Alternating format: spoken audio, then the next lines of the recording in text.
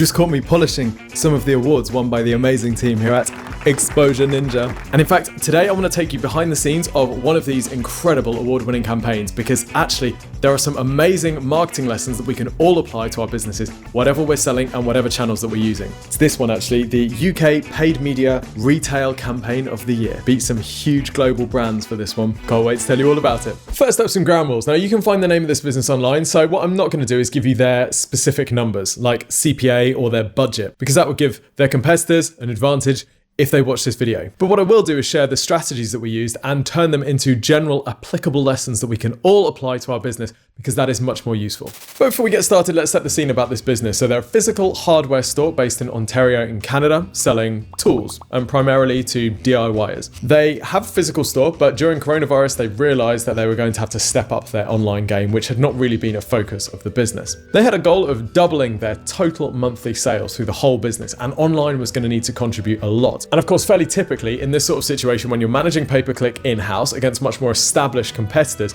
it's very difficult to get traction because you're going up against PPC specialists and you're doing all sorts of marketing and trying to run PPC. So very, very difficult to get traction. So that's why an agency often helps in these sorts of circumstances.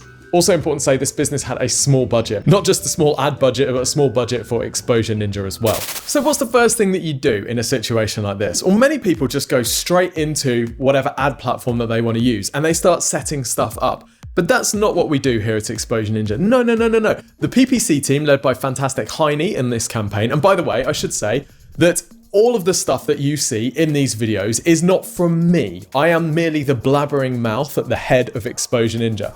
This campaign, like all of the work that we do, is run by our incredible team of ninjas, all dedicated channel specialists, and this is no exception. Heine and Charlotte on this campaign have done a fantastic job, and it is their work and their results which we are looking at today. Now, so when we start a campaign, what we don't do is go straight into the ad platform and start setting stuff up. The first thing to do, particularly when you're working with a restricted budget, is to think about strategy. How are you actually going to approach this problem? So step one. Who's the target audience? In this case, we knew it was going to be DIYers, predominantly people doing woodwork. The second thing that you need to do in your strategy is to work out what your strengths and your weaknesses are versus your competitors. So for this client, they had a fairly limited product range. They didn't have as many products as some of their competitors, and they didn't have as much stock as some of their competitors as well. So we knew that that was going to be something that was potentially a challenge. We also knew that there was a fairly limited budget. Again, compared to their competitors, we were going in with much less click budget and management time. This was going to force us to be ruthlessly bofu, bottom of funnel. And this meant that whilst we would love to do things like put together downloadables explaining how people could choose the perfect tools for their particular woodworking projects, we just didn't have the budget to be able to do this. We had to focus on the searchers that were most likely to convert, that were most likely to purchase. That's what we mean by bottom of the funnel. Those people that were most likely to turn into customers. Brand awareness, great, but not for this campaign. This campaign needed money, ASAP. We also knew that because this was a relatively small campaign for Exposure Ninja, relatively low budget, we were going to have to rely on automated bidding strategies and smart campaigns in order to make the most of that. And because we would have varying degrees of stock availability, what we didn't want to be doing is running campaigns to product pages where there was no stock left. So running these sorts of smart campaigns, and in particular shopping campaigns where we could upload a product feed, was going to be absolutely key. Another weakness that we identified, which is not uncommon unfortunately, is that the website had a relatively low conversion rate. This means the percentage of people coming into the website who actually purchased was quite low. In this case, less than 0.5%. If you don't know conversion rates, that's low. If we were going to make this thing work, we had to address that. And the final thing that we identified in our strategy is that we wanted to improve the customer lifetime value. i.e., when someone comes in and purchases for the first time, we didn't want that to be the only purchase. We wanted that person to make repeat purchases. This would increase the customer lifetime value and allow us to invest more to get each customer. Now, in this particular case, we knew that we had to make that first purchase profitable. We couldn't go negative on the front end. But if we could increase that customer lifetime value whilst having a profitable front end, this was going to make a big difference for the revenue and profit of the business and allow them to scale their marketing. For this, we would need email marketing, which we're not going to cover in loads of detail in this video, but we do have another video all about how to improve your customer lifetime value using email marketing, so go and check it out. After this one, obviously, link in the description. Now, the first general lesson here is know the games that you can afford to play. By identifying that we had a lower budget than our competitors, we had lower stock availability and a smaller stock range than our competitors, we were able to pick certain games that we wanted to compete with. We weren't going to compete, for example, with text search ads because People coming through the text search ads would expect a wide product range. We knew that we were going to be targeting shopping ads because then we could show people the exact product that they'd searched for, we could show them the price so they could price qualify, and we were going to minimize the resistance that person had to purchase. We also knew that we couldn't afford to play the top of funnel brand awareness game. We just didn't have the budget for that. We had to focus on ROI. The next lesson is to make sure that that high ROI low hanging fruit is taken first before you start playing in brand awareness. So many times we get a business come into Exposure Ninja saying we want help increasing our brand awareness. We want our brand to become more famous. Well, we'll take a look at their digital marketing and realize that actually there's so much low hanging fruit with generating actual sales first. Then you can go into the brand awareness stuff. The trouble with focusing on brand awareness stuff right at the start of a campaign is that it takes so long to actually build brand awareness, you can die of starvation on that journey. If you've got a campaign that's earning you ROI of 2-to-1 and you've got a brand awareness campaign, which one do you kill first when the going gets tough? Of course, you kill the brand awareness because the ROI one is generating you actual sales.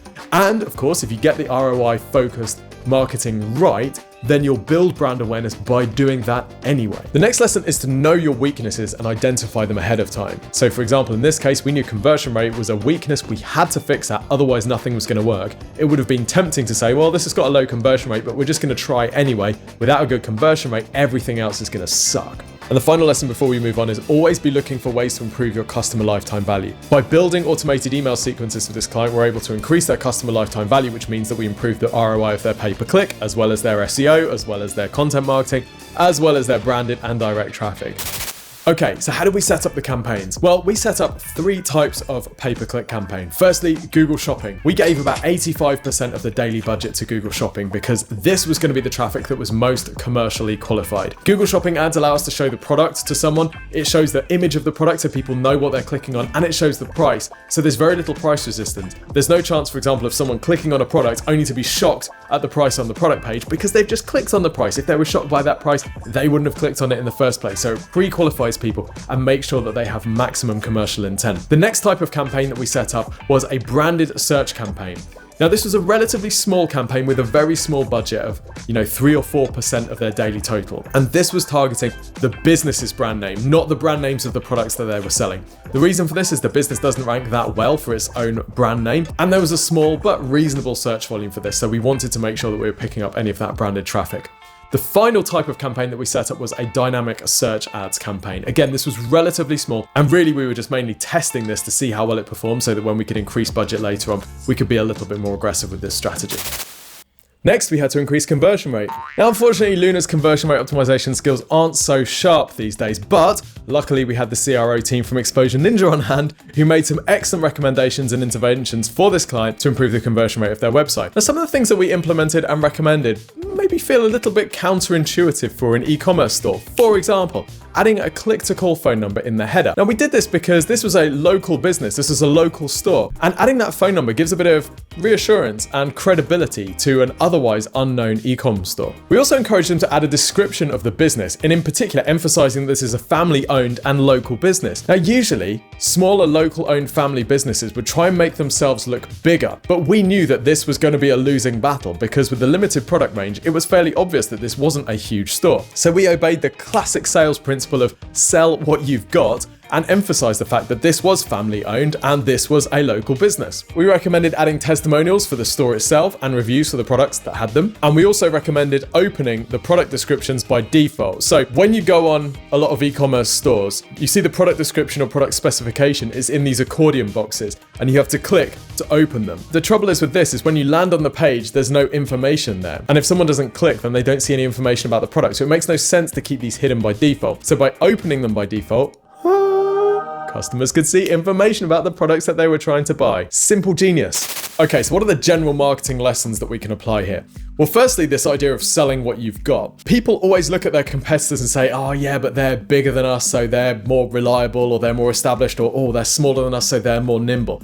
But nobody realizes that whatever your situation, there is a way of selling that. For example, if you're a small business, then you are local, you are family owned. If you're a large business, then you're established, you're trusted, you're well known. What about if you're a medium-sized business? Well, maybe you're small enough to care, large enough to deliver. It's all about identifying where you sit compared to your competitors and finding a way of positioning that so that it's attractive to potential customers. Another lesson, conversion rate always matters. Did we mention that? Pull that lever as hard as you can, as often as you can. Okay, let's talk about some results. Oh, by the way, if you're watching this thinking, oh, this is really cool, I'd love the Exposure Ninja team to work on my website and give me some recommendations, then haha, lucky you. We actually have a completely free service called the Exposure Ninja free website and marketing review, which you can find at exposureninja.com/review. All you need to do is answer a few short, simple questions about your business, nothing too taxing. One of our team at Exposure Ninja will then go and record you a video showing you how to increase the volume of leads and sales that your website is generating for you. This service is totally free of charge and it is completely awesome. Or is that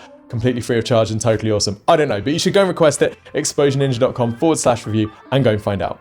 All right, you want another quick trick? Check this out. So whilst this was a national business, this is an e-commerce store, so they ship nationally across Canada, but they're based in Ontario. Now we knew that because we were emphasizing the local aspect of this business, we were expecting to see an increase in conversion rate from traffic from Ontario, which is exactly what we saw. Now, obviously, this doesn't make that much sense logically, right? Because just because an e-commerce store is based in your city, Ontario, province, it doesn't mean that they're necessarily better. But it taps into this human thing, right? I remember when I was a kid and I went on holiday and I saw another kid from my school on holiday. And you're like, oh my gosh, we are like best friends. You feel this huge sense of rapport with this other kid. I wouldn't have waved to him in the street back home. I definitely wouldn't have gone over and talked to him. But all of a sudden, because we were both from our hometown, but now we're on holiday, thrust together in this new amazing world, we have this amazing magnetic rapport. And I still remember, probably 28 years later, seeing him on holiday and my mind being completely blown at this sense of rapport that we've got. And it taps into this weird tribalism thing. So just because an e-commerce store is in your city shouldn't mean that you have any increased affinity with it, but it actually does. And we see this in the stats. So click-through rate from the ads for traffic in Ontario is about the same as Canada as a whole. In other words, people aren't clicking on the ads more because they're from Ontario, because they don't know that the business is also from Ontario. But once they come through to the site, seeing that they are also in Ontario means that they are converting at almost twice the rate of Canada as a whole. Yep, they've seen the other kid on holiday and they're almost twice as likely to go over and talk to them. This meant that the cost per acquisition was about 2/3 of the cost for Ontario traffic as it was for the rest of Canada. In a campaign this size, that makes a huge difference. Combine this with the almost doubling of the conversion rate based on the conversion rate optimization recommendations we made, and here are the results. In 4 months, we more than tripled website sales. Sales from pay-per-click increased 9 times, and a PPC conversion rate of over 1%. Boom! Now you'll notice that conversion rate optimization has been fundamental to the success of this campaign. It's not just PPC, it's also the CRO which helps this to get such good results. We actually have another video which is much more detailed about conversion rate optimization and shows you how to improve the performance of any website, whether you're e-commerce, service-based, lead generation. Go and check this video out now. It's really detailed and gives you step-by-step with examples of how to improve your conversion rate, whatever you're selling and whoever you're selling to.